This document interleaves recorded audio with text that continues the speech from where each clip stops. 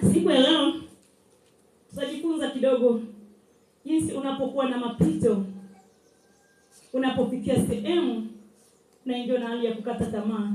Lakini neno ambalo ni la msingi, ni neno ambalo limetangulizwa mbele. Kanisa la Bwana, Bwana Yesu asifiwe. Amen. Na Roho Mtakatifu ni mwaminifu, lakini tutaanza na neno moja ambalo ni la kushughulikia ufalme wa giza. Tusome kitabu kile cha Efeso 6 kuanzia 10 mpaka 20. Efeso 6. Hatimaye mzidi kuwa hodari, aliyepata asome mara moja.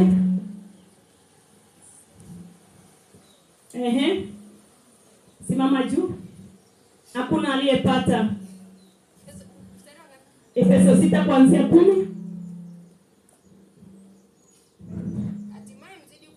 Hatimaye mzidi kuwa hodari katika Bwana na katika uwezo wa nguvu zake. Vaeni silaha zote za Mungu mpate kuzipinga ila za shetani. Kwa maana kushindana kwetu sisi si juu ya damu na nyama, bali ni juu ya falme na mamlaka ya kuzimu, juu ya wakuu wa giza hili, juu ya majeshi ya pepo wabaya katika ulimwengu wa roho. Hapo iende mpaka 20. Kwa sababu hiyo vaeni silaha zote za Mungu mpate kuweza kushindana siku ya uovu, na mkiisha kuyatimiza yote kusimama. Basi simameni hali mmejifunga kweli kiunoni na kuvaa dirii ya haki kifuani. Rudia tena hapo. Kufungiwa miguu ya utayari kwa ajili ya injili ya amani. Zaidi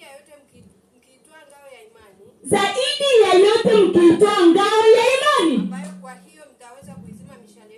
ambayo kwa hiyo tutaweza kuizima mishale ya yule movu, yenye moto ya yule movu. Tena ipokeeni chapeo ya wokovu na upanga wa Roho ambao ni neno la Kristo, na sala zote na maombi mkisali kila wakati katika Roho,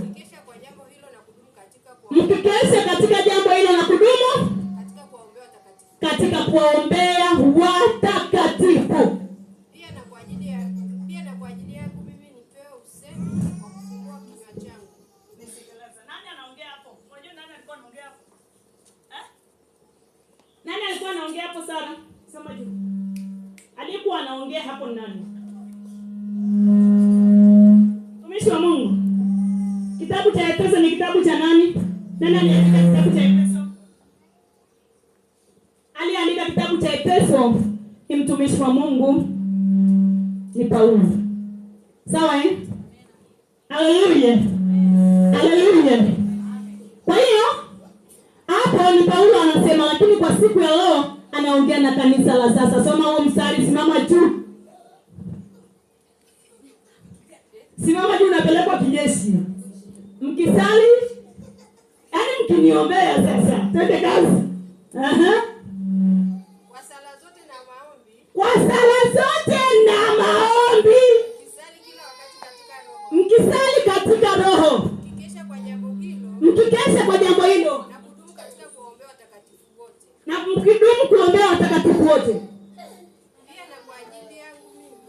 Pia niko hapo ndipo nilikuwa nataka. Pia niko kwa ajili yangu mimi.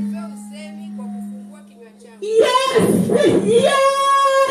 Pia kwa ajili yangu mimi nipewe usemi kwa ajili ya kanisa la Bwana. Pia kwa ajili yangu mimi nipewe usemi kwa ajili ya kuwafungua watu wake. Pia kwa ajili yangu mimi nipewe usemi kwa ajili ya kuliponya kanisa la Kristo. Haleluya. Haleluya. Haleluya. Kwa hiyo pale ni mtumishi wa Mungu alikuwa anaongea na kanisa la Bwana.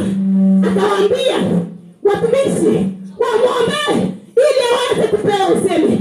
Pale watu wanasema kwa maana kushindana kwetu sio juu ya damu na nini?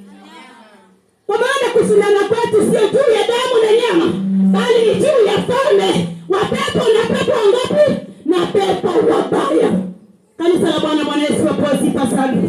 Sema kwa maana kushindana kwetu sio juu ya damu na nyama, bali ni juu ya pepo